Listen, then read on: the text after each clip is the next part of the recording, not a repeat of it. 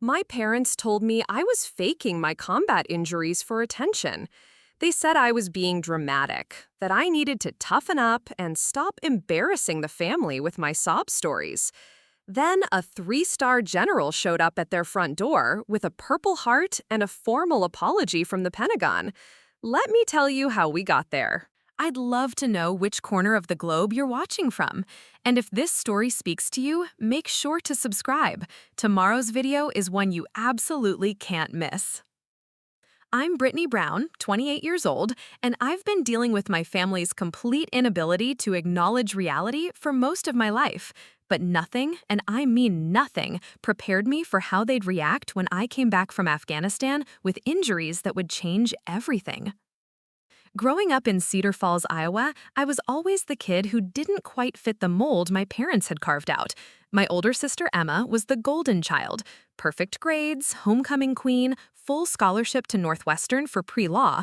She could do no wrong. My younger brother Tyler was the star athlete, quarterback on the varsity team, already being scouted by college recruiters as a sophomore. And then there was me, stuck in the middle, trying to figure out where I belonged. My dad, Robert Brown, owns 3 hardware stores across the county. He's one of those guys who thinks military service is the highest honor, but only talks about it in theory, always going on about duty and sacrifice and serving your country. But when it came time for his own kids to actually do something about it, suddenly it was different. Emma was too smart for the military and needed to focus on her career. Tyler was too talented, couldn't risk an injury that might hurt his football prospects. But me? When I started talking about enlisting after high school, suddenly it was all about how I was running away from my problems, looking for the easy way out, trying to get attention. My mom, Patricia, she'd just shake her head and say I was being impulsive, that I didn't think things through. Classic middle child acting out for attention, she'd tell her book club friends when she thought I wasn't listening.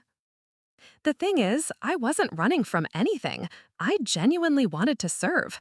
I'd grown up hearing all these stories about my great-grandfather who fought in World War II, about duty and honor and protecting freedom. It meant something to me. But my parents couldn't see past their own expectations long enough to understand that maybe, just maybe, their middle daughter had her own dreams and her own sense of purpose. When I graduated high school with decent grades and a clear plan to join the Army, you'd think they might have been proud. Instead, my dad spent the entire graduation party telling relatives how worried he was about my decision-making skills. My mom kept introducing me as our daughter who's going through a phase. Emma got to give a speech about her full scholarship. Tyler got a new car for making varsity as a sophomore. I got a pat on the head and a lecture about making sure I didn't do anything stupid overseas. Basic training at Fort Moore was honestly a relief. For the first time in my life, I was somewhere that what I did mattered more than which kid I was or how I compared to my siblings. I was good at it too, really good. I scored high on marksmanship, excelled in tactical training, and found out I had a natural aptitude for communications and intelligence work.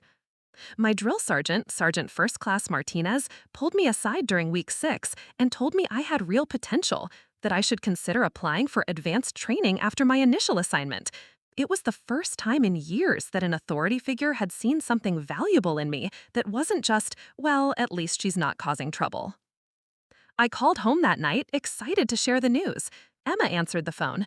She was home from Northwestern for winter break, probably studying for finals or whatever future lawyers do in their spare time.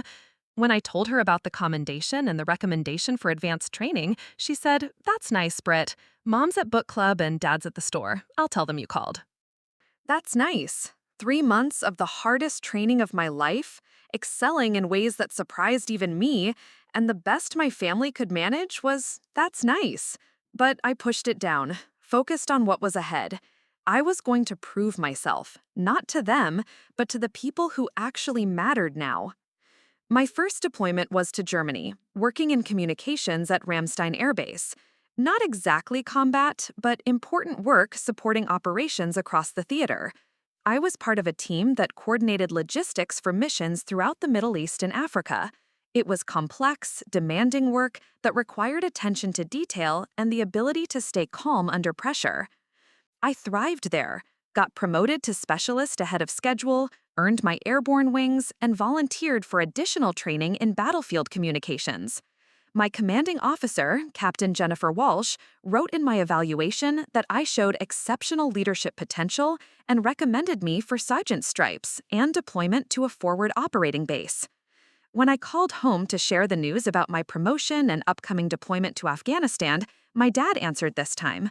I was so excited, talking about the opportunity to do real meaningful work, to be part of something important. He listened for about 30 seconds before cutting me off. "Just make sure you keep your head down and don't do anything heroic," he said. "Your mother and I don't need to be worrying about you trying to prove something over there." Trying to prove something? Like everything I'd accomplished so far was just some elaborate performance designed to get their attention. I started to explain about the mission, about how my communications work would help keep other soldiers safe, but he'd already moved on to talking about Tyler's latest football stats. That conversation stuck with me through the entire flight to Afghanistan. While other soldiers were talking about missing their families, being nervous about their first deployment, all I could think about was how my own parents saw my service as some kind of elaborate cry for help, rather than what it actually was, a calling I was genuinely good at. Forward Operating Base Chapman in eastern Afghanistan was nothing like the clean, organized environment at Ramstein. This was the real deal. Daily patrols, constant threat assessments, communications equipment that had to work perfectly because lives depended on it. I was assigned to a unit that provided communication support for special operations teams conducting raids and reconnaissance missions throughout the region. The work was intense, but I loved it. Every day brought new challenges, and I was part of a team where everyone's contribution mattered. My technical skills were valued, my ability to stay calm under pressure was recognized, and for the first time in my life, I felt like I was exactly where I was supposed to be. I'd been at Chapman for 4 months when I got the assignment that would change everything.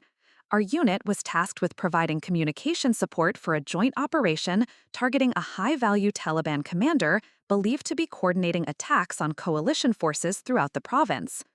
It was supposed to be a routine support mission: set up communications equipment at a forward position, maintain contact with the assault team, coordinate with air support as needed. I'd done similar missions dozens of times, but this one was different. Intelligence suggested the target had been tipped off and might be preparing an ambush. The night before the mission, I called home. It was early morning in Iowa, and my mom answered, sounding rushed. Emma was home for spring break, apparently, and they were planning some big family dinner. When I mentioned I had an important mission coming up, she just said, "Well, be careful, honey. Emma's making her famous lasagna tonight, and we're taking pictures for her Instagram." That was it. Her daughter was about to head into potentially hostile territory, and she was more concerned about documenting pasta for social media. I hung up feeling more alone than I had since arriving in Afghanistan, which was saying something because FOB Chapman wasn't exactly known for its warm family atmosphere. But my team had my back, and that's what mattered. Staff Sergeant Michael Chen, our team leader, had pulled me aside earlier that week to tell me I was being considered for promotion to sergeant and a leadership position in our next rotation. Technical Sergeant Lisa Rodriguez, who'd become something like a mentor to me, said I had the best instincts for battlefield communications she'd seen in 15 years of service. These people saw my value. They trusted me with responsibilities that could mean the difference between life and death for our fellow soldiers. My parents might not understand what I was doing or why it mattered, but I knew, and that was going to have to be enough. A lot of love and effort went into bringing this story to life. If you're enjoying it, we'd be so grateful if you'd subscribe to our channel. Now, back to where we left off. The morning of March 15th, 2023, I woke up before dawn, checked my equipment one final time, and prepared for a mission that would prove just how much my family still didn't know about who I'd become. The mission went sideways in ways nobody could have predicted. What was supposed to be a straightforward communication support operation turned into a firefight that lasted 8 hours and left 3 soldiers critically wounded, including me. But that's not the part that broke me. What broke me was coming home to a family that refused to believe any of it actually happened. The IED that took out our convoy vehicle threw me 15 feet into a concrete barrier. I remember the flash, the deafening noise, then waking up 3 days later in a military hospital in Germany with a traumatic brain injury, 2 cracked ribs, a dislocated shoulder, and what the doctors called severe psychological trauma consistent with combat exposure. The medical reports were extensive. CT scans showing brain swelling, x-rays of the fractured ribs, documentation of the shoulder injury that would require months of physical therapy, psychiatric evaluations detailing symptoms of post-traumatic stress disorder.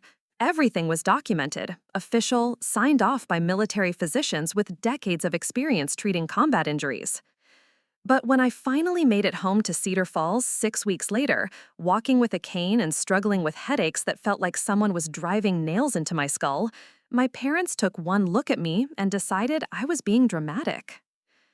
The first sign should have been their reaction when I walked through the front door. Emma was there, home from Northwestern for summer break, scrolling through her phone on the couch. Tyler was in the kitchen making a protein shake, still wearing his practice jersey from summer football training. My parents were watching the evening news. I'd been gone for 18 months. I'd been injured in combat. I was walking with a cane and visibly struggling. Emma glanced up from her phone, said, "Oh hey, you're back," and went back to scrolling. Tyler nodded in my direction and asked if I could move my duffel bag because it was blocking his path to the refrigerator. My mom got up, gave me a quick hug, and immediately started talking about how they'd converted my room into a home office while I was gone, but they'd set up an air mattress in the basement for me. My dad shook my hand like I was a neighbor stopping by to borrow a lawnmower and asked if I was planning to look for a job now that I was back. That was it. No questions about what happened, no acknowledgement of the injuries, no recognition that their daughter had been in a combat zone, had been wounded, was struggling. Just logistics and mild inconvenience. The air mattress in the basement became my world for the next few weeks. The headaches were constant, triggered by bright lights and loud noises. The house was always bright and loud. Emma's friends would come over for study sessions that somehow involved screaming about reality TV shows. Tyler's teammates would hang out in the kitchen, blasting music and shouting about football plays. My parents would run the dishwasher, the garbage disposal, and have the television on full volume all at the same time. When I asked if we could keep the noise down because of my head injury, my mom suggested I try wearing earplugs. When I mentioned that the doctor said I needed a quiet environment to recover from the traumatic brain injury, my dad said I should consider that maybe the military was just trying to get me more benefits than I deserved. The physical therapy appointments were the worst. 3 times a week, I had to drive to the VA clinic 45 minutes away for treatment on my shoulder and cognitive therapy for the brain injury. The sessions were exhausting, both physically and mentally. I'd come home wiped out, barely able to function, and need to rest in a dark, quiet room. But there was no dark, quiet room in my parents' house. The basement had one small window right at eye level that faced west, so every afternoon, the sun would stream directly across the air mattress where I tried to sleep. When I asked if we could hang a curtain or put up a shade, my mom said she didn't want to make permanent changes to the basement and suggested I try sleeping at different times. The cognitive therapy was even more frustrating to explain. The brain injury had affected my memory and concentration in ways that were invisible but devastating. I'd start conversations and forget what I was talking about mid-sentence. I'd walk into rooms and stand there for minutes trying to remember what I'd come for. Reading was exhausting because I'd have to reread the same paragraph 4 or 5 times before it made sense. When I tried to explain this to my family, they acted like I was making excuses for being lazy. Emma would roll her eyes when I struggled to follow conversations at dinner. Tyler would get impatient when I asked him to repeat things because I couldn't process what he'd said the first time. My parents would exchange looks like they were dealing with a troublesome teenager who was trying to get out of chores. The worst part was how they talked about my military service around their friends. At a barbecue for my dad's hardware store employees, I overheard him telling his manager, Dave Phillips, that I was having trouble adjusting to civilian life, and that he was worried I'd gotten mixed up with the wrong crowd in the Army. The wrong crowd? Like the soldiers who'd risked their lives to pull me out of that burning vehicle were some kind of bad influence? Like Staff Sergeant Chen, who'd stayed with me for hours while we waited for medical evacuation, was a troublemaker? Like Technical Sergeant Rodriguez, who'd called the house twice to check on my recovery, was leading me astray? When Dave asked what had happened to me overseas, my dad said, "She claims she was in some kind of accident, but honestly, I think she's just having a hard time dealing with the structure of military life. You know how kids are these days, they want everything handed to them." Claims she was in some kind of accident. Like the IED explosion was something I'd imagined. Like the medical reports, the Purple Heart recommendation, the extensive documentation of my injuries were all part of some elaborate lie I'd concocted for attention. I walked inside and found the stack of medical documents I'd brought home from the hospital. 43 pages of official military medical records, CT scans, x-rays, psychological evaluations, treatment plans, medication lists, everything. I brought them out to the barbecue and set them down on the picnic table in front of my dad and Dave. "Here's the documentation of my claims," I said quietly. "Traumatic brain injury, fractured ribs, dislocated shoulder, and PTSD from combat exposure. All signed by military physicians, all official." My dad glanced at the papers for maybe 3 seconds, then looked back at Dave with a slight smile. "See what I mean? She's got all these papers and reports, but honestly, she seems fine to me. Kids today, they want a diagnosis for everything." Dave looked uncomfortable. He'd known me since I was in high school, had always been friendly when I'd help out at the store during busy seasons. He picked up one of the medical reports, actually read it, and his expression changed completely. "Jesus, Brittany," he said quietly, "this is serious stuff. Brain injury from an IED explosion? How are you doing with all this?" Before I could answer, my dad interrupted. "She's doing fine. That's the thing about military medicine. They have to document every little bump and bruise for liability reasons. Makes everything sound worse than it is." Every little bump and bruise. I'd been unconscious for 3 days. I'd required surgery to repair internal injuries. I was still struggling with basic cognitive functions months later. But to my dad, it was paperwork inflation, military bureaucracy making things sound worse than they were. That night, Tyler came down to the basement where I was trying to sleep despite another crushing headache. He sat on the edge of my air mattress and said, "Look, I don't really understand all this military stuff, but Dad's right about one thing. You do seem pretty normal to me. Maybe you're just, psyching yourself out about this injury thing." Psyching myself out? Like PTSD was a choice? Like brain injury was a mindset? Like the reason I couldn't sleep through the night without nightmares was because I wasn't trying hard enough to think positive thoughts? "The doctors say it takes time to heal," I told him. "Brain injuries aren't like broken bones.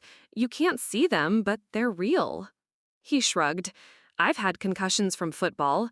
You just push through it. Maybe you need to get back out there and stay busy, instead of sitting around thinking about it all the time." Push through it. Stay busy. Like the solution to traumatic brain injury was better time management and a more positive attitude.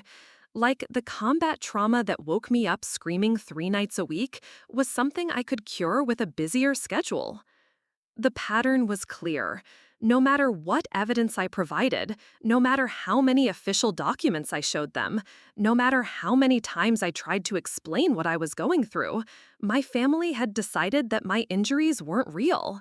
They'd convinced themselves that I was either exaggerating minor problems or outright fabricating symptoms for attention. Emma was the most direct about it. During one of our rare conversations, she flat out told me that she thought I was milking the wounded veteran thing because I didn't want to get a real job.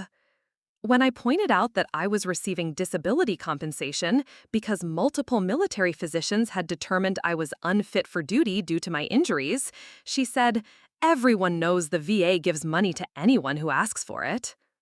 Everyone knows. Like she was an expert on military medicine and veterans affairs because she'd read some political op-ed about benefits fraud. Like her law school coursework made her more qualified to assess my condition than the neurologists and psychiatrists who'd been treating me for months. But the moment that really crystallized everything was the day I collapsed in their kitchen. I'd been having a particularly bad week with the headaches, and the medication wasn't helping. I was trying to make a sandwich when the room started spinning. The last thing I remember was reaching for the counter to steady myself. I woke up on the kitchen floor with my mom standing over me, looking annoyed. "Are you okay?" she asked, but not in a worried way, more like she was asking if I was done being inconvenient. "I think I had a seizure," I said.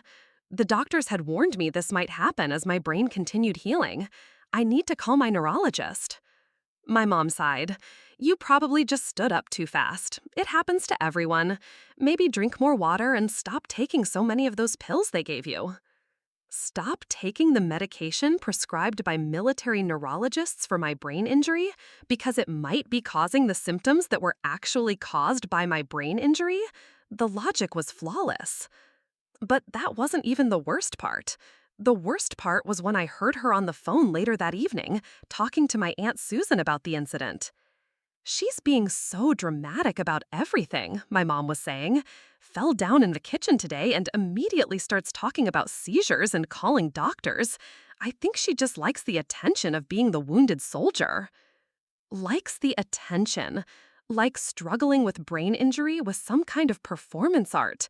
Like the disabilities that made simple tasks exhausting were a lifestyle choice designed to get sympathy. That night, lying on the air mattress in the basement, listening to my family watch television upstairs like nothing had happened, I realized something important. They weren't going to believe me. No amount of medical documentation, no testimony from the soldiers who'd served with me, no validation from the doctors treating me was going to change their minds.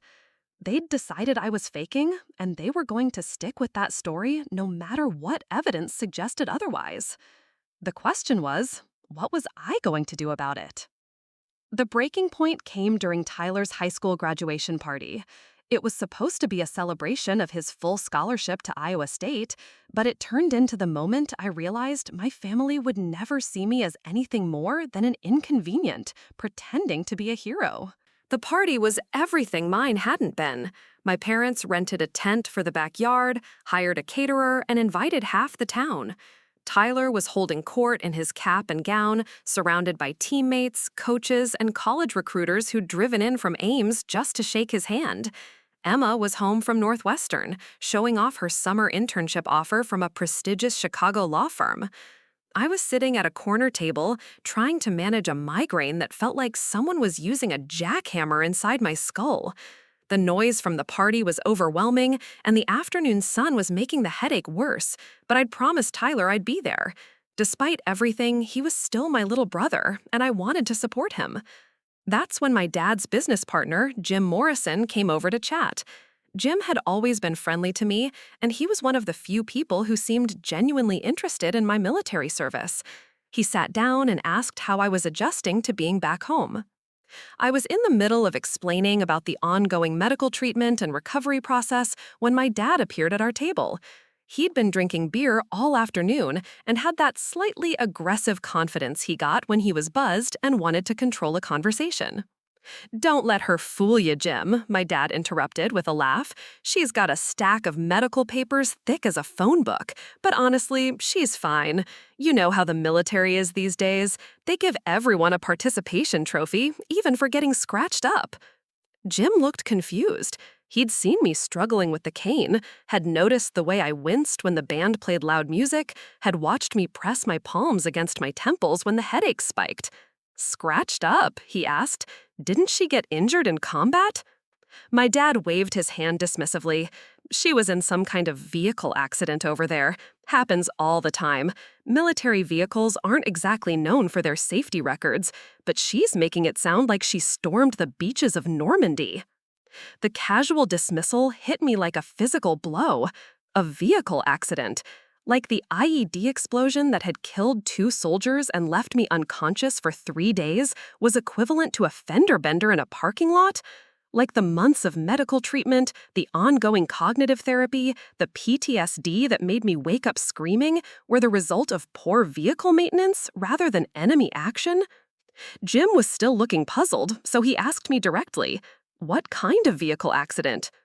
Before I could answer, my dad jumped in again. "The convoy hit a pothole or something. She got thrown around a bit. But you know how kids are these days. They want to turn every bump and bruise into a Purple Heart story." That's when something inside me snapped. Not just the casual lies about what had happened to me, but the complete erasure of the soldiers who hadn't made it home. Sergeant First Class David Kim and Private Marcus Williams had died in that explosion. They weren't statistics in a vehicle maintenance report. They were men with families, with dreams, with people who would never see them again. It wasn't a pothole, I said quietly.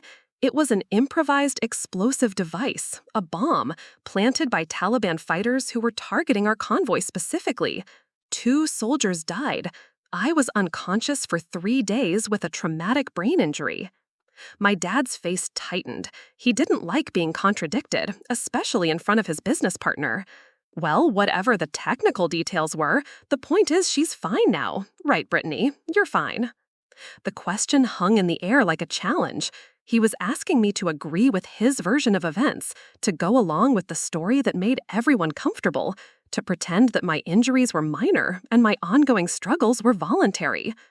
No, I said, I'm not fine. I have a traumatic brain injury that affects my memory and concentration. I have PTSD from combat trauma. I take medication every day just to function. I'm not fine. The table went silent. Jim looked uncomfortable. My dad's face was getting red, the way it did when he felt his authority was being challenged. Other guests at nearby tables had started to notice the tension. You know what your problem is, my dad said, leaning across the table with that beer-fueled confidence. You've convinced yourself that you're some kind of victim. You've gotten so attached to this wounded warrior identity that you can't let it go. It's become who you are. Wounded warrior identity. Like acknowledging my injuries was a lifestyle choice? Like the medical documentation, the ongoing treatment, the daily struggle with symptoms were part of some elaborate persona I'd created for attention? These aren't identities, I said. These are medical conditions, diagnosed by military physicians, documented with brain scans and psychological evaluations. My dad laughed, that dismissive sound he made when he thought someone was being ridiculous. Brittany, look around. Look at this party. Look at your brother achieving real things, your sister building a real career. Maybe it's time to stop living in the past and start focusing on your future. Real things, real career? Like military service wasn't real? Like serving in combat wasn't an achievement? Like being wounded while protecting other soldiers wasn't something that mattered? That's when Emma decided to join the conversation. She'd been listening from the next table over, and apparently decided it was time to add her expert opinion to the discussion. Dad's right, she said, moving her chair closer to our table. I've been reading about this kind of thing in my psychology classes. Sometimes people get so invested in being sick or injured that they can't move past it, even when they're physically capable of recovery. Psychology classes. She was a pre-law student who'd taken maybe 2 introductory psychology courses, and she was diagnosing me with some kind of malingering disorder based on her undergraduate coursework. Emma, I said carefully, you don't understand what you're talking about. Actually, I do, she said, with that confident tone she'd perfected during her debate team years. It's called secondary gain, when someone gets benefits from being sick or injured, like attention or disability payments, they subconsciously resist getting better because recovery would mean losing those benefits. Secondary gain. She'd learned a term in college and decided it explained away my brain injury, my PTSD, my ongoing medical treatment, everything. Like the neurologists and psychiatrists who'd been treating me for months had somehow missed this obvious diagnosis that she'd figured out from her introduction to psychology textbook. Jim was looking more and more uncomfortable. He started to excuse himself from the conversation, but my dad wasn't done making his point. That's exactly what I've been trying to tell her, my dad said, nodding at Emma like she'd just solved a complex equation. She's got all these medical appointments, all these prescriptions, all this drama about her condition. But look at her. She looks fine to me. She looks fine to me.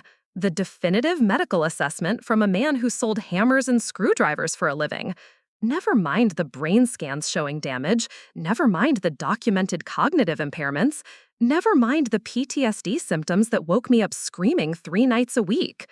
If I looked fine to him, then medical science was obviously wrong. Tyler had been listening to all of this from across the party, and now he walked over to see what the commotion was about. When someone filled him in on the conversation, he shook his head with that frustrated expression he got when family drama interrupted his spotlight. "Can we not do this today?" he said. "This is supposed to be about my graduation, not about Brittany's medical stuff." My medical stuff? Like traumatic brain injury was a hobby? Like combat-related PTSD was a conversation topic I'd chosen to bring up for fun at his party? "You're right," I said, standing up from the table. "This is your day. Congratulations on the scholarship. You earned it." I meant that sincerely. Tyler had worked hard for his achievements, and he deserved to be celebrated.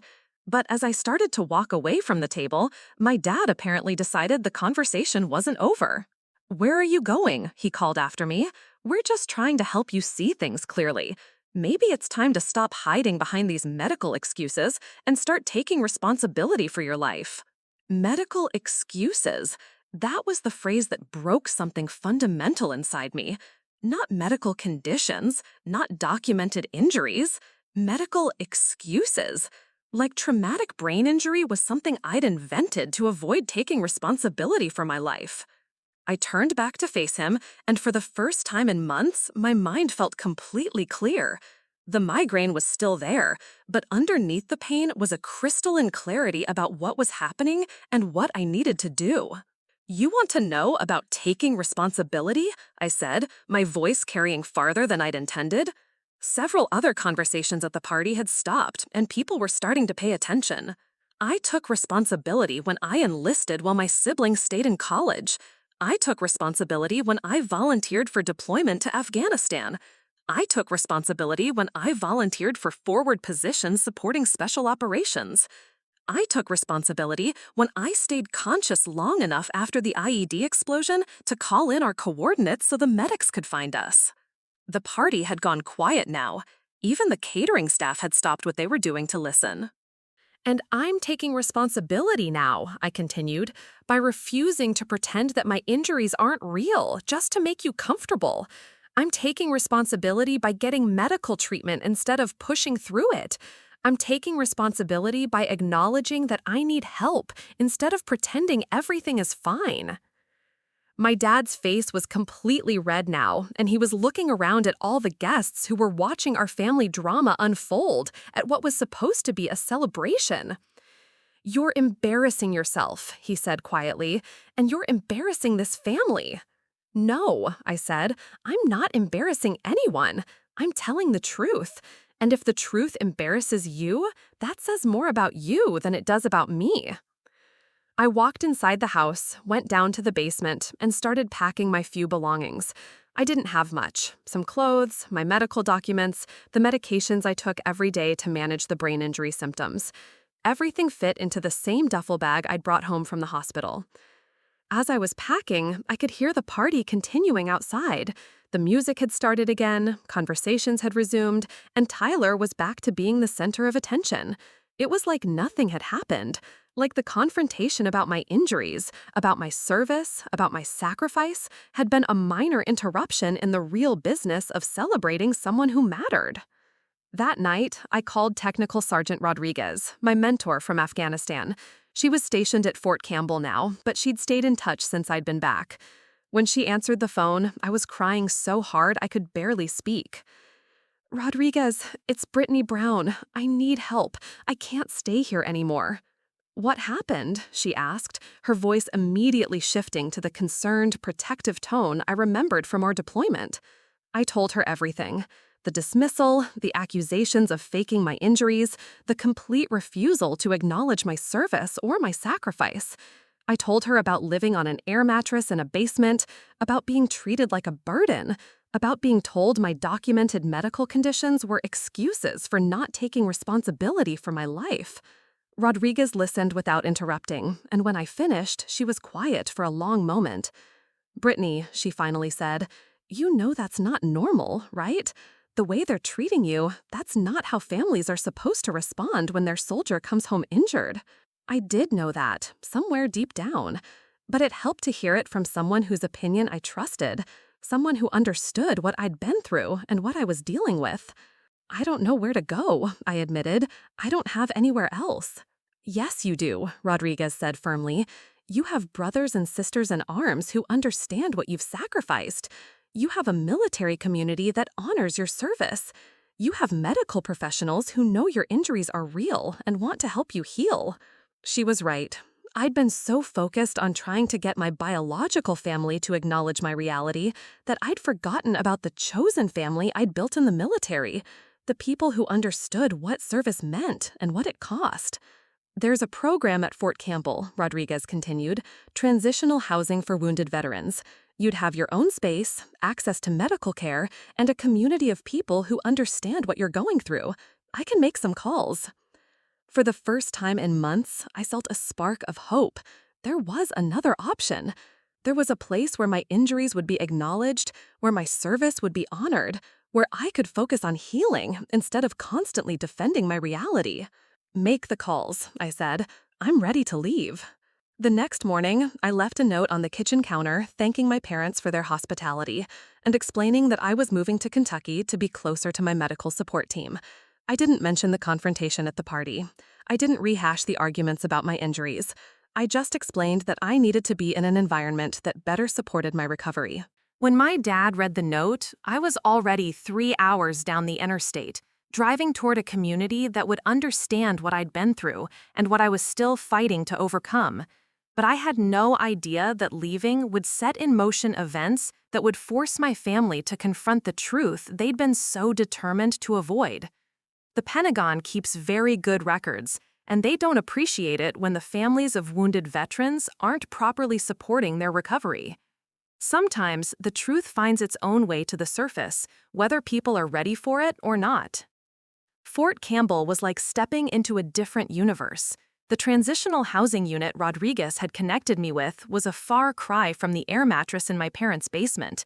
I had my own studio apartment with actual furniture, a kitchenette, and most importantly, neighbors who understood what it meant to come home from war. The Warrior Transition Unit housed about 40 veterans dealing with various levels of combat injuries. Some were missing limbs, others dealt with PTSD, and many of us had invisible wounds like traumatic brain injuries that civilian families often struggled to understand. What we all had in common was that we'd served our country and paid a price for it, and nobody here questioned whether our sacrifices were real. My case manager, Captain Sarah Mitchell, was a former combat medic who'd done 3 tours in Iraq before transitioning to veteran support services. During our intake meeting, she reviewed my medical files with the kind of thorough attention my family had never bothered to give them. Significant TBI from IED explosion, she noted, flipping through pages of neurological assessments. Ongoing cognitive rehabilitation, PTSD treatment, physical therapy for shoulder reconstruction. You've been through hell, Brittany. It was the first time in months that someone in a position of authority had acknowledged the scope of what I was dealing with, not minimized it, not questioned it, not suggested I was exaggerating for attention, just acknowledged it as the serious medical situation it was. How was your family support during recovery? Captain Mitchell asked, pen poised over her intake form. I hesitated. Part of me wanted to protect my family's reputation, to downplay the extent of their dismissal and neglect. But I was tired of protecting people who hadn't protected me. Non-existent, I said quietly. They don't believe my injuries are real. Captain Mitchell looked up from her paperwork with a frown. Come again?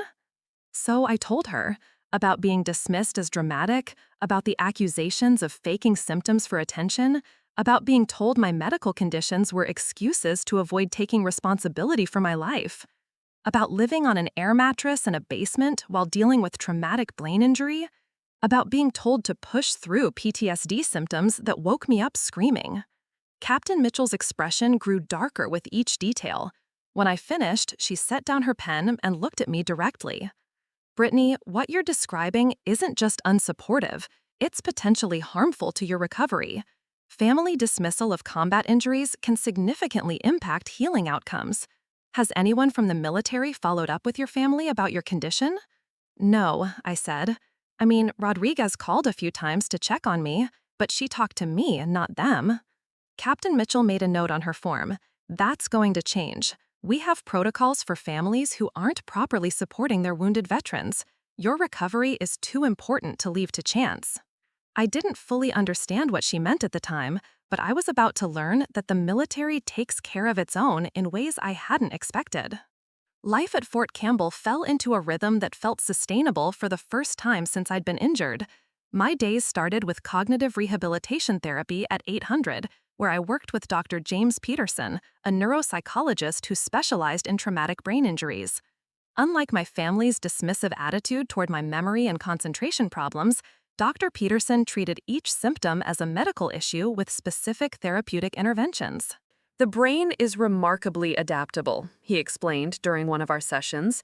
The key is consistent, targeted therapy to help it develop new neural pathways around the damaged areas. What you're experiencing isn't permanent, but it requires time and proper treatment. Time and proper treatment. Two things that had been impossible to get while living in an environment where my injuries were constantly questioned and dismissed. Physical therapy for my shoulder reconstruction happened 3 times a week with Sergeant First Class Maria Santos, a former infantry soldier who dealt with her own combat injuries before transitioning to rehabilitation services. She understood the frustration of having capabilities you used to take for granted suddenly become difficult or impossible. Rebuilding strength after combat injuries isn't just physical, she told me during a particularly challenging session. It's mental and emotional too. You're not just healing your body, you're reclaiming your sense of capability. The PTSD counseling sessions with Dr. Rebecca Chen were the hardest part of my routine, but also the most important. Dr. Chen was a former Navy psychologist who'd deployed with Marines in Afghanistan, so she understood combat trauma in ways that civilian therapists often couldn't. Your family's dismissal of your injuries is actually a form of secondary trauma, she explained during one of our sessions. When the people who are supposed to support your recovery instead deny your reality, it can actually worsen PTSD symptoms. That explained so much about why I'd been getting worse instead of better during my time at my parents' house. The constant need to defend and justify my medical conditions had been re-traumatizing me on a daily basis. But it wasn't all medical appointments and therapy.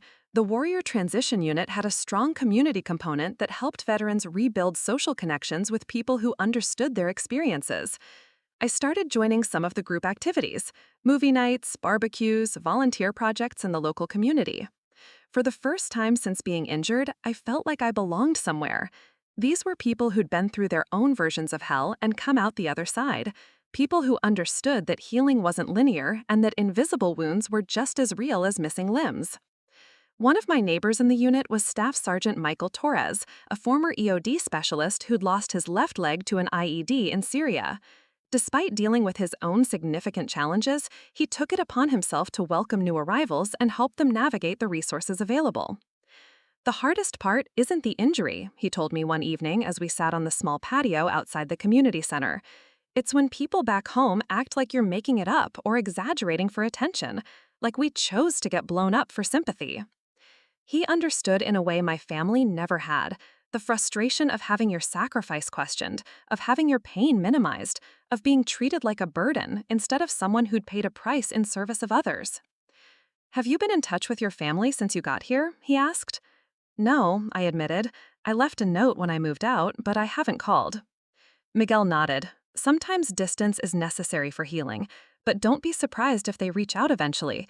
The military has ways of making sure families understand the seriousness of their veterans' situation." I didn't know what he meant by that, but I was about to find out. 3 weeks into my stay at Fort Campbell, Captain Mitchell called me into her office for what she said was a routine check-in. When I arrived, she wasn't alone. A man in dress blues with Lieutenant Colonel's insignia was sitting across from her desk, and both of them looked unusually serious. "Brittany, this is Lieutenant Colonel James Anderson from the Pentagon's Wounded Warrior Affairs Office," Captain Mitchell said. "He'd like to speak with you about your family situation." Lieutenant Colonel Anderson stood and shook my hand, with the kind of firm grip that conveyed both respect and authority. "Sergeant Brown, thank you for your service, and I'm sorry for what you've endured both overseas and at home." I sat down, not sure what to expect. The Pentagon didn't typically get involved in family disputes, so whatever this was about had to be significant. We've been reviewing your case as part of our Family Support Assessment Program, Lieutenant Colonel Anderson explained. When a wounded veteran experiences family dismissal or neglect during recovery, it triggers certain protocols designed to protect the veteran and ensure proper support systems are in place. He opened a file folder that was thick with documents. I could see copies of my medical records, but also other papers I didn't recognize. We've documented numerous concerning elements in your case, he continued.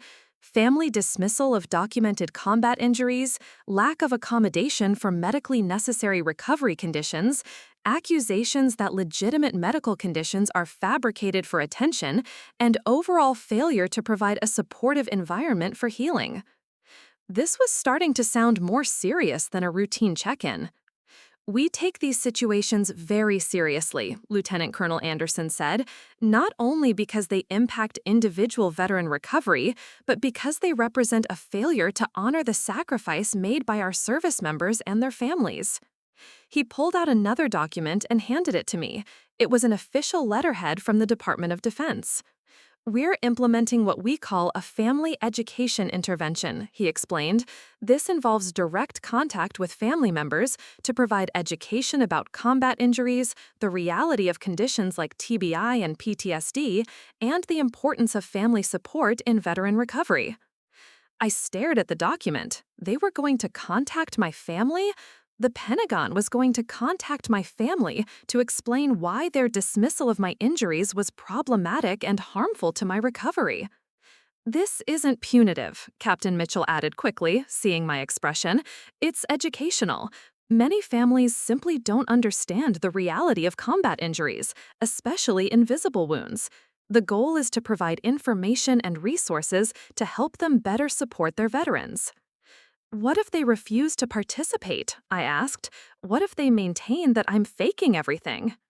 Lieutenant Colonel Anderson's expression grew stern. Then we escalate to more formal measures. The military doesn't abandon its wounded, Sergeant Brown. We have resources and protocols specifically designed to ensure that veterans receive the support they need, whether their families initially understand that responsibility or not. That afternoon, I called Rodriguez to tell her about the Pentagon's intervention plan. She wasn't surprised. About time, she said. I've been hoping something like this would happen. Your family needs a reality check, and apparently it's going to take official intervention to make it happen. I'm nervous about how they'll react, I admitted. They're going to be furious that I involved outside people. You didn't involve anyone, Rodriguez pointed out. The military involved itself because it has a responsibility to protect wounded veterans. Your family's reaction is going to tell you everything you need to know about their priorities. She was right, but that didn't make me less nervous about what was coming. I'd spent my whole life trying to earn my family's approval and acceptance. Now the Pentagon was about to force them to confront the reality they'd been denying, whether they wanted to or not. 3 days later, Lieutenant Colonel Anderson called to tell me the intervention had been scheduled. A team from the Pentagon's Wounded Warrior Affairs Office would be making a formal visit to my parents' home in Cedar Falls to discuss my injuries, my service, and the importance of family support in veteran recovery. They'll be expecting a visit from military officials regarding their daughter's combat service and current medical situation, he told me. The team will include a medical officer who can explain the nature of your injuries, a chaplain who can address the emotional aspects of family support, and myself to discuss the broader implications. The Pentagon was sending a 3-person team to my parents' house. This wasn't a phone call or a letter. This was a formal, official intervention designed to make sure they understood exactly what their daughter had been through and what she was still dealing with. How did they react when you told them about the visit? I asked. Lieutenant Colonel Anderson's voice was carefully neutral. They expressed surprise and some concern about why military officials needed to be involved in what they characterized as a family matter. A family matter? Even with the Pentagon calling to schedule an official visit, they were still treating my combat injuries like a private family dispute rather than a serious medical and military issue. But their perspective was about to change dramatically. The Pentagon doesn't make social calls. And when they show up at your door to discuss your wounded veteran, it sends a very clear message about how seriously they take the situation. I was about to discover just how powerful that message could be. The Pentagon team arrived at my parents' house on a Tuesday morning at exactly 0900 hours. I know the precise timing because Lieutenant Colonel Anderson called me immediately afterward to debrief, and because my neighbor Mrs. Henderson called my mom within minutes of seeing 3 military officers in dress uniforms walking up to the Brown family's front door. According to Lieutenant Colonel Anderson, my dad answered the door in his bathrobe and slippers, clearly not expecting such a formal visit. When he saw 3 high-ranking military officials on his porch, his first reaction was panic that something had happened to me. "Is Brittany okay?" were his first words, which Lieutenant Colonel Anderson found telling. It suggested that despite their dismissal of your injuries, they understood on some level that your military service involved real risks. Lieutenant Colonel Anderson introduced himself and his team: Major Dr. Patricia Williams, a neurologist specializing in combat-related traumatic brain injuries, and Chaplain Colonel Robert Martinez, who specialized in family counseling for military families dealing with combat trauma. My dad invited them in, but according to the debrief, he was visibly uncomfortable from the moment they stepped through the door. My mom had been called down from upstairs, and Emma, who was home between semesters, hovered in the hallway trying to overhear the conversation. "We're here to discuss your daughter Brittany's military service and current medical situation," Lieutenant Colonel Anderson began. "We understand there may be some confusion about the nature and extent of her combat-related injuries." My dad apparently bristled at the word confusion, as if the Pentagon was suggesting he was too simple to understand his own daughter's situation. "There's no confusion," my dad said, according to the report. "We understand she was in some kind of accident over there, and we know she's been dealing with some medical issues since she got back. We've been supportive." Major Dr. Williams stepped in at that point with my complete medical file. She spread the documents across the coffee table: brain scans, psychological evaluations, specialist reports, treatment plans, the same documents my family had dismissed as paperwork inflation and military bureaucracy. "Mr. Brown," Dr. Williams said, "let me explain exactly what happened to your daughter and what she's currently dealing with." What followed was a 45-minute medical briefing that left no room for interpretation or denial. Dr. Williams explained the IED explosion in clinical detail: the force of the blast, the physics of traumatic brain injury, the specific areas of Brittany's brain that had been damaged, and how that translated to her current symptoms. She showed them the CT scans that revealed the extent of the brain injury, explained how traumatic brain injury affects memory, concentration, and emotional regulation. She detailed the PTSD diagnosis, explaining how combat trauma creates lasting changes in brain chemistry and stress response systems. "These aren't minor injuries," Dr. Williams emphasized. "Traumatic brain injury is a serious, life-altering condition that requires ongoing medical management and family support for optimal recovery outcomes." According to Lieutenant Colonel Anderson, my parents sat in stunned silence as the reality of my medical situation was laid out in undeniable detail. The brain scans were particularly impactful. Seeing actual images of the damage to their daughter's brain apparently made it impossible to maintain their previous dismissals. But the real turning point came when Chaplain Martinez addressed the family support component. "Family support is crucial for combat veteran recovery," he explained. "Veterans who have supportive family environments show significantly better recovery outcomes than those who face dismissal or skepticism about their injuries." He opened another file that contained documentation of my living situation since returning from Afghanistan: the air mattress in the basement, the lack of accommodation for my medical needs, the repeated dismissals of my symptoms as exaggeration or attention-seeking behavior. "What we've documented in Brittany's case," Chaplain Martinez continued, "represents the opposite of a supportive family environment. In fact, the conditions she was living in were actively harmful to her recovery process." That's when my mom apparently broke down. According to the report, she started crying and asking whether they'd made my condition worse by not believing me. "The brain needs a calm, supportive environment to heal from trauma," Dr. Williams explained. "Constant stress from having to defend the reality of your medical condition can actually exacerbate symptoms and delay recovery." My dad was struggling with a different realization. Are you saying she really was? That the explosion really? Mr. Brown, Lieutenant Colonel Anderson said firmly, your daughter was wounded in combat while serving her country. Two of her fellow soldiers died in the same attack. She sustained life-threatening injuries and is dealing with permanent disabilities as a result of her service and sacrifice. The word permanent hit them hard. I think up until that moment, they'd been clinging to the idea that even if I was hurt, it was temporary, something I'd get over with time and proper attitude. How permanent? My mom asked quietly. Dr. Williams pulled out my long-term prognosis report. Traumatic brain injury recovery is highly individual, but based on the extent and location of Brittany's injuries, she will likely deal with some level of cognitive impact for the rest of her life. PTSD is treatable, but requires ongoing management. These aren't conditions she'll simply get over. Emma, who had been listening from the hallway, finally came into the room at that point. According to the report, she was crying and asking why no one had explained any of this before. We tried, Lieutenant Colonel Anderson said. Brittany provided you with extensive medical documentation when she returned home. The information was available, but it wasn't accepted or acknowledged. That's when the focus shifted to what needed to happen moving forward.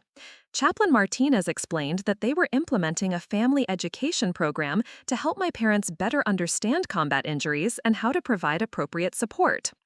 This isn't about blame, he emphasized. Many civilian families struggle to understand the reality of combat trauma.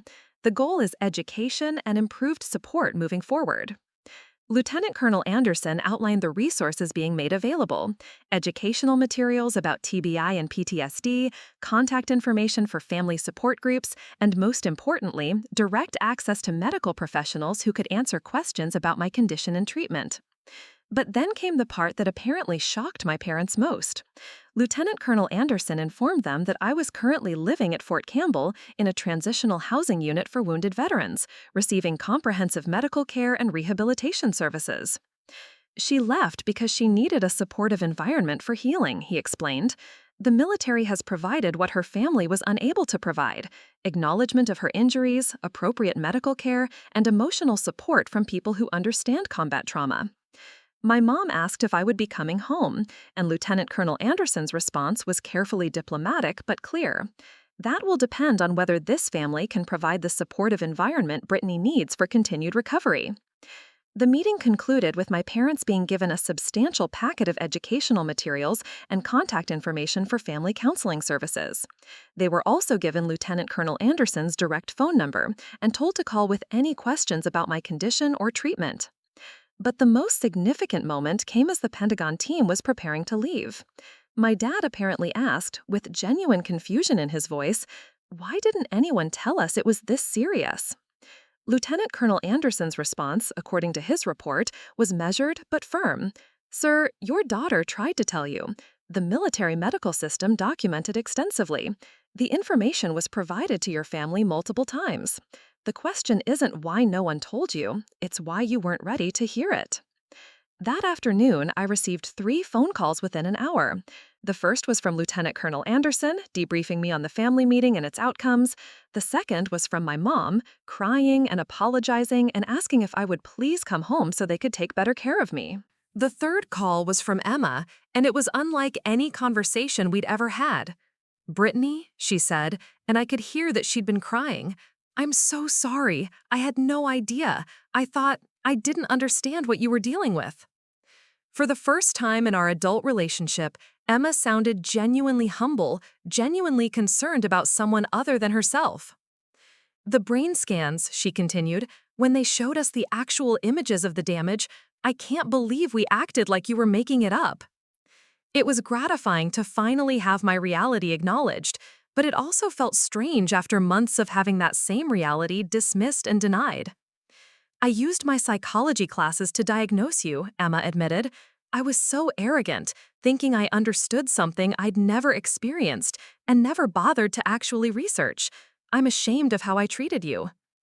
The apology felt genuine, but I wasn't ready to forgive or forget immediately. Trust, once broken, takes time to rebuild, especially when the breaking involves something as fundamental as acknowledging the reality of my injuries in service.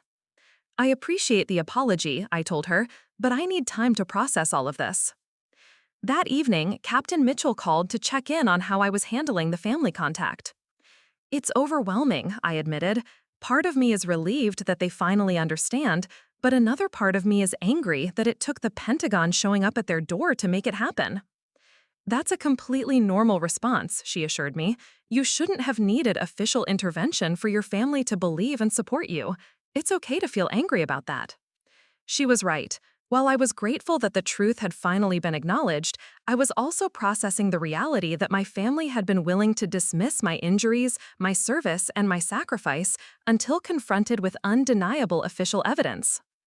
The next few weeks brought a steady stream of communication from my family, apologetic phone calls, care packages, and requests for me to come home so they could do better at supporting my recovery. My dad sent a handwritten letter, something he'd never done before, acknowledging that he'd been wrong about my injuries and expressing pride in my military service. Tyler called to apologize for telling me to push through the brain injury, admitting he had no idea what I was actually dealing with. But the most significant change was in how they talked about me to others.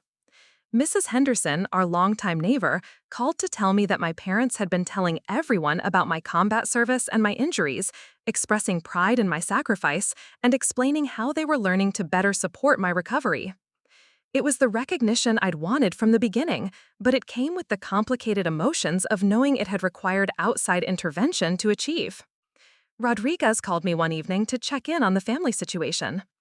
"How are you feeling about all the apologies and recognition?" she asked. "Conflicted," I admitted.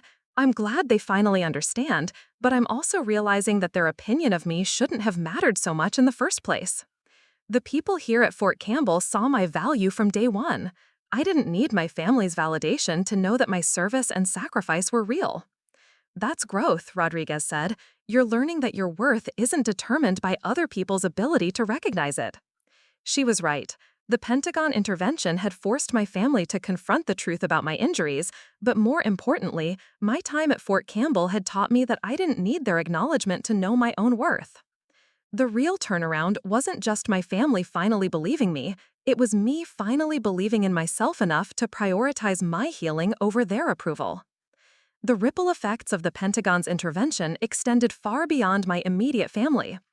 Within a week of the visit, the entire social fabric of Cedar Falls seemed to be buzzing with a very different version of Brittany Brown's story than the one my parents had been telling for months. Mrs. Henderson was the first to call me directly, and her conversation revealed just how dramatically the narrative had changed in my hometown.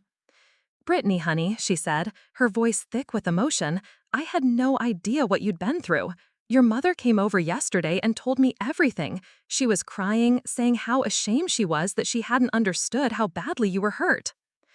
It turned out my mom had spent the entire week after the Pentagon visit making rounds through their social circle, correcting the record about my military service and injuries. The woman who had spent months telling people I was having trouble adjusting and making excuses was now explaining traumatic brain injury and combat PTSD to anyone who would listen. "She showed me those brain scans," Mrs. Henderson continued. "Brittany, I can't believe you were dealing with that kind of injury while living on an air mattress in their basement. If I'd known." The guilt in her voice was palpable, and it made me realize that my family's dismissive narrative had influenced how the entire community saw my situation. People who might have offered support or understanding had been led to believe I was malingering or seeking attention. But the community response was just the beginning. The Pentagon's family education intervention had triggered a broader review of my case that revealed systemic issues I hadn't even been aware of. Captain Mitchell called me into her office 2 weeks after the family visit to discuss what she called additional findings that had emerged during the investigation into my support situation. "Brittany, when we reviewed your file for the family intervention, we discovered some concerning gaps in your transition support," she began, spreading out a timeline of my post-injury care. "It turned out that several support services I should have received upon returning from Afghanistan had never been offered or implemented. The Veterans Affairs system had documented my injuries and prescribed treatments, but there had been no follow-up to ensure I was actually receiving proper care or living in conditions conducive to recovery. You should have been assigned a transition specialist who would have monitored your living situation and family support system, Captain Mitchell explained. You should have been connected with local veteran support groups and given resources for family education about your injuries. The system had failed me, but because I'd been stoically trying to make things work with my family, no red flags had been raised until I'd finally reached out to Rodriguez for help. We're implementing what's called a comprehensive care review, Captain Mitchell continued. This involves not just addressing the family support issues, but ensuring you receive all the services and support you should have had from the beginning. What followed was an intensive month of assessments, updated treatment plans, and connections to resources I hadn't even known existed. I was assigned a new case manager, Dr. Amanda Foster, who specialized in complex TBI recovery. I was connected with a veteran support group that met weekly in Nashville, just an hour from Fort Campbell. Most significantly, I was enrolled in a vocational rehabilitation program designed to help me identify career paths that accommodated my injury-related limitations while maximizing my strengths. The vocational rehabilitation assessment revealed something that surprised everyone, including me. Despite the cognitive challenges from my brain injury, I had developed exceptional skills in pattern recognition and crisis management, abilities that had been honed during my communications work in Afghanistan and refined through my daily management of injury symptoms. You're naturally gifted at synthesizing complex information under pressure, explained Dr. Rachel Kim, my vocational counselor. These are highly valuable skills in fields like emergency management, logistics coordination, and crisis communication. She was right. The same abilities that had made me effective at battlefield communications were translating into civilian applications I'd never considered.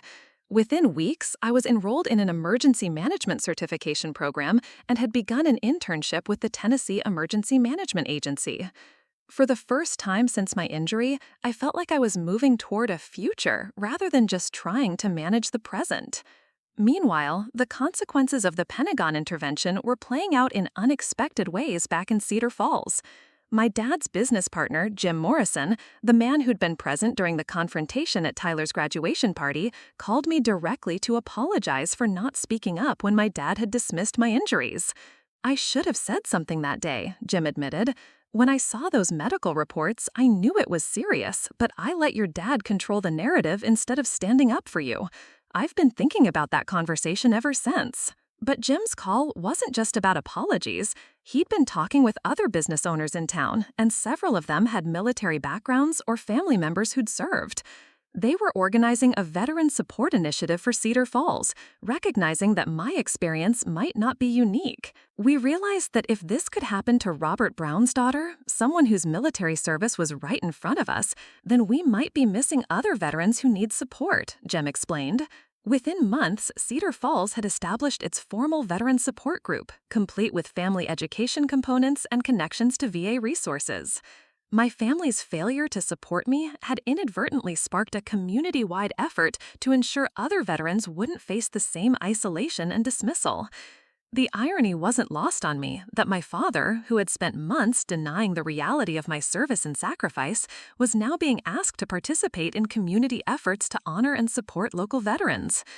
But the most significant consequence unfolded when Tyler called me in November, just before his first semester finals at Iowa State. "Brittany, I need to tell you something," he said, his voice unusually serious. "I've been thinking about what happened with you, about how we treated you, and I've made a decision about my future." Tyler had decided to leave his football scholarship and enlist in the Army. "Football suddenly feels really trivial compared to what you did," he explained. "I've been watching you deal with real injuries from real service, and I'm ashamed that I spent so much time worried about game stats while you were in Afghanistan getting blown up." The decision had devastated my parents, who saw Tyler's athletic career as the culmination of years of investment and dreams. But Tyler was adamant that he wanted to serve, that seeing his sister's sacrifice had made him realize he wanted to contribute something meaningful rather than just play games. "I understand now why you enlisted," he told me. It's about being part of something bigger than yourself, something that actually matters.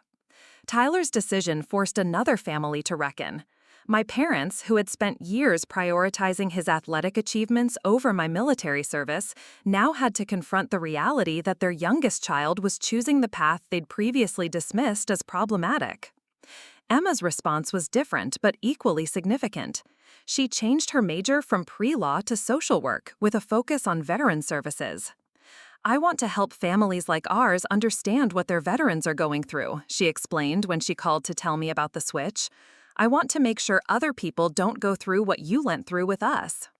She'd enrolled in courses on trauma counseling and military family dynamics, determined to turn her regret about how she'd treated me into action that might help others.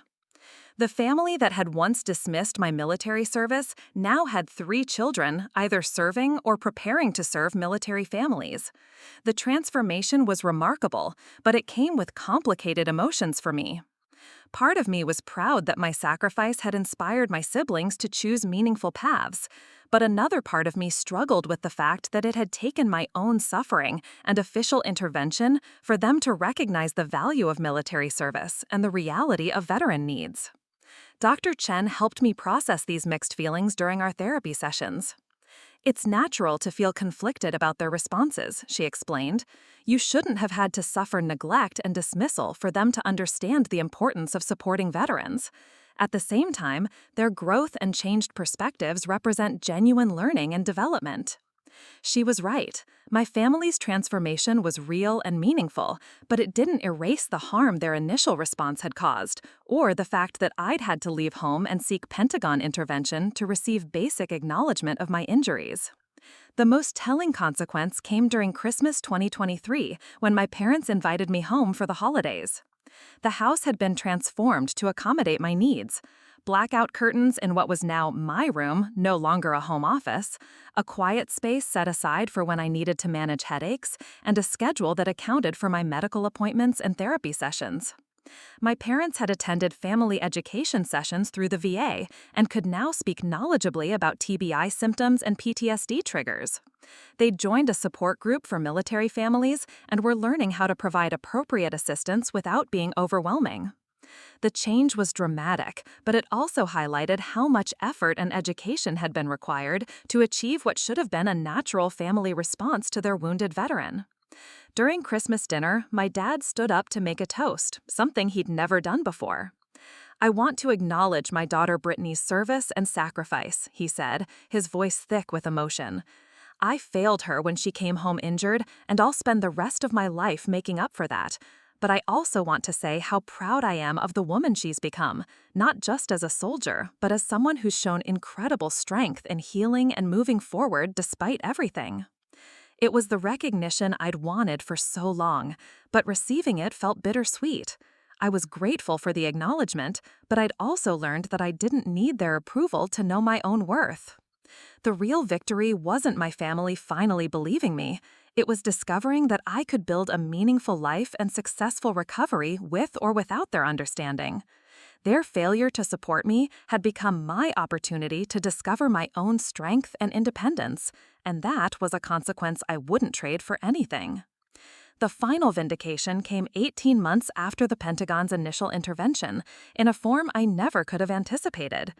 I was at my desk in the Tennessee Emergency Management Agency's Nashville office, coordinating disaster response logistics for severe flooding in East Tennessee, when my phone rang with a call that would close the circle on everything I'd endured. "Sergeant Brown, this is General Patricia Hayes from the Pentagon," the voice on the other end said. "I'm calling to inform you that you've been selected to receive the Secretary of Defense Medal for Valor in recognition of your actions during the March 15, 2023 IED attack in Afghanistan." I almost dropped the phone. The Secretary of Defense Medal for Valor is one of the highest civilian honors the Pentagon can award, reserved for extraordinary heroism that goes above and beyond the call of duty. "Ma'am, I think there might be some mistake," I said. "I was wounded in that attack. I didn't do anything heroic." General Hayes's voice was firm but warm. "Sergeant Brown, According to the after-action reports and testimony from your fellow soldiers, you maintained radio communications with medical evacuation teams for over 20 minutes after sustaining a traumatic brain injury, providing critical coordinates and casualty information that enabled the successful rescue of all surviving personnel. Your actions under extreme duress directly saved the lives of your teammates. The memories of that day were still fragmented due to the brain injury, but pieces were coming back as she spoke. I remembered the radio, remembered struggling to stay conscious, remembered the desperate need to get help to my wounded teammates. The medal will be presented at a ceremony at the Pentagon next month, General Hayes continued. Your family has been invited to attend. After I hung up, I sat in my office for several minutes trying to process what had just happened. The same injuries my family had dismissed as exaggerated were being recognized at the highest levels of the Department of Defense. The same service they'd minimized was being honored with one of the military's most prestigious awards. Captain Mitchell called me that evening after receiving notification about the medal. "Brittany, do you understand the significance of what you've been selected for?" she asked. "The Secretary of Defense Medal for Valor has only been awarded 43 times since it was established. This isn't just recognition of your service. This is acknowledgement that you performed extraordinarily under the most difficult circumstances." The irony was profound. My family had spent months telling me I was exaggerating my injuries and seeking attention through my wounded warrior identity. Now, the Pentagon was formally recognizing those same injuries as evidence of exceptional courage and dedication to duty. The ceremony was scheduled for June 15, 2024. As the date approached, I wrestled with whether to invite my family. On one hand, they'd already received a thorough education about my service and injuries through the Pentagon's intervention. On the other hand, I wasn't sure I wanted to share this moment with people who had caused me so much additional trauma during my recovery. Dr. Chen helped me work through these conflicted feelings during our therapy sessions. "This ceremony is about honoring your service and sacrifice," she reminded me. "The decision about who to include should be based on what feels right for you, not on what you think you owe to others or what might look appropriate to outside observers." She was right. This was my moment, my recognition, my choice. I decided to invite them, but on my terms. I called my parents and explained that they were welcome to attend, but that this was a formal military ceremony honoring my service and sacrifice. If they came, they would be representing not just themselves, but the family of a decorated combat veteran. "We understand," my dad said quietly. "We're honored to be invited, and we'll conduct ourselves appropriately." The change in his tone was remarkable. Gone was the dismissive authority figure who'd questioned my military service.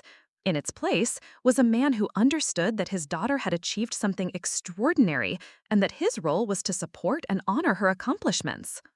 Tyler flew in from Fort Benning, where he was completing advanced infantry training. Emma drove down from Northwestern, where she was finishing her master's degree in social work with a focus on military family counseling. The entire family gathered in Washington, D.C. the night before the ceremony. Dinner that evening was unlike any family meal I'd ever experienced. Instead of the usual dynamics where Emma and Tyler dominated conversation while I was relegated to the sidelines, I found myself at the center of respectful attention and genuine interest. "Tell us about your work at the Emergency Management Agency," Eva said. "I've been reading about disaster response coordination, and what you're doing sounds incredibly complex and important." Tyler wanted to know about my time in Afghanistan, asking detailed questions about military operations and showing genuine respect for the experiences I'd endured. My parents listened attentively, asking thoughtful questions about my recovery process and my current career plans. It was the family dinner I dreamed of having as a child, one where my contributions were valued, my experiences were respected, and my presence was genuinely wanted rather than merely tolerated. But the real moment of resolution came the next morning at the Pentagon ceremony itself. The ceremony was held in the Pentagon's Hall of Heroes, a solemn space dedicated to honoring the military's highest decorations. Secretary of Defense Lloyd Austin presided over the event, with General Hayes providing the official citation. As I stood at attention in my dress blues, listening to the formal recounting of my actions during the IED attack, I was struck by the profound disconnect between this moment and my family's initial response to my injuries. Sergeant Brittany Brown demonstrated extraordinary courage and dedication to her fellow soldiers while sustaining life-threatening injuries in combat, General Hayes read. Despite suffering traumatic brain injury from an improvised explosive device, Sergeant Brown maintained critical communications with medical evacuation teams for over 20 minutes, providing accurate coordinates and casualty assessments that enabled the successful rescue of all surviving personnel. Her actions exemplified the highest traditions of military service and personal sacrifice. Secretary Austin stepped forward to pin the medal to my uniform. As he did, he spoke quietly so that only I could hear. Your service and sacrifice represent the very best of what it means to be an American soldier, he said. Your country is grateful, and you should be proud of what you've accomplished, both in combat and in your recovery. After the formal ceremony, there was a reception where family members could meet the officials who had participated in the event. I watched my parents interact with generals and Pentagon officials, seeing them struggle to reconcile the decorated combat veteran being honored with the daughter they dismissed as dramatic and attention-seeking. The most powerful moment came when General Hayes approached my family during the reception. You should be extremely proud of Sergeant Brown, she told my parents. Her actions in Afghanistan saved lives, and her resilience during recovery has been exceptional. She's exactly the kind of soldier we're honored to have serving our country. My dad's eyes filled with tears. We are proud, he said quietly. We just wish we'd understood earlier how much she'd sacrificed. General Hayes nodded with understanding. Military families often struggle to comprehend the reality of combat service, especially when dealing with invisible wounds like traumatic brain injury and PTSD. What matters is that you understand now and that you're supporting her recovery and future success. On the flight back to Tennessee, I reflected on the journey from being dismissed as a faker and attention seeker to being honored with one of the Department of Defense's highest awards. The same injuries my family had minimized were now recognized as evidence of extraordinary courage under fire. But the real resolution wasn't the medal or the recognition, significant as those were. The real resolution was the person I'd become through the process of fighting for my own dignity and worth. I'd learned that my value wasn't determined by other people's ability to recognize it. I'd built a successful career that utilized my military skills while accommodating my injury-related limitations. I'd developed a support network of people who understood and valued my experiences. I'd become an advocate for other veterans facing similar challenges with unsupportive families. Most importantly, I'd learned that sometimes the people who are supposed to love us most are the least capable of seeing us clearly. My family's initial failure to support me had been devastating, but it had also forced me to develop independence, self-advocacy skills, and resilience that served me well in all areas of life. 6 months after the Pentagon ceremony, I received a call from Dr. Foster, my case manager at Fort Campbell, with news that brought everything full circle. Brittany, we've been asked to develop a new program addressing family support issues for wounded veterans, she said. The Pentagon wants to create a comprehensive intervention protocol based on what worked in your case. They want you to head up the program. The Pentagon was offering me a position developing and implementing family education interventions for wounded veterans whose families weren't providing adequate support. My experience being dismissed and neglected, followed by the successful Pentagon intervention that changed my family's perspective, had become a model for helping other veterans in similar situations. You'd be based here at Fort Campbell, but traveling to military installations nationwide to train personnel on family intervention protocols, Dr. Foster explained. Your military experience, your personal experience with family dismissal, and your current expertise in emergency management make you uniquely qualified for this role. It was perfect. My family's failure to support me had led to an intervention that not only changed their perspective, but created a template for helping other veterans facing similar challenges. Now I could use that experience to prevent other wounded warriors from enduring the additional trauma of family dismissal during their recovery. I accepted the position immediately. On my first day in the new role, I stood in a Pentagon conference room full of military officials, medical professionals, and family counselors, presenting the protocol that had been developed from my own experience. Family dismissal of combat injuries isn't just harmful to individual veterans, I explained to the assembled group. It represents a failure to honor the sacrifice made by our service members. Our intervention protocol ensures that families understand the reality of their veterans' injuries and the importance of their role in supporting recovery. As I spoke, I thought about the journey from that air mattress in my parents' basement to this moment in the Pentagon, addressing military leadership about how to protect wounded veterans from unsupportive families. My family's initial failure to believe me had hurt deeply, but it had also set in motion events that led to my finding my true calling, protecting other veterans from experiencing what I'd endured. The wounded warrior they dismissed as dramatic and attention-seeking was now setting policy at the Pentagon level. The injuries they'd minimized were now the foundation for programs designed to help thousands of other veterans. The little girl who'd never quite fit into her family's expectations had found her place in a much larger family, the military community that understood the value of service, sacrifice, and taking care of each other. That was the real resolution, not my family finally believing me, but me finally believing in myself enough to turn my pain into purpose and my struggle into service for others. Sometimes the greatest victories come not from being accepted by those who rejected you, but from building something meaningful from the experience of rejection itself. My family's dismissal had been devastating, but my recovery from it had been transformational. And that transformation was just the beginning of a new chapter in my service to others who'd walked similar paths. Looking for more? We've got 2 amazing stories ready for you right on screen. If this one touched you, these are absolutely worth your time. Click to watch them now. And hey, subscribe and hit that bell to never miss our latest uploads.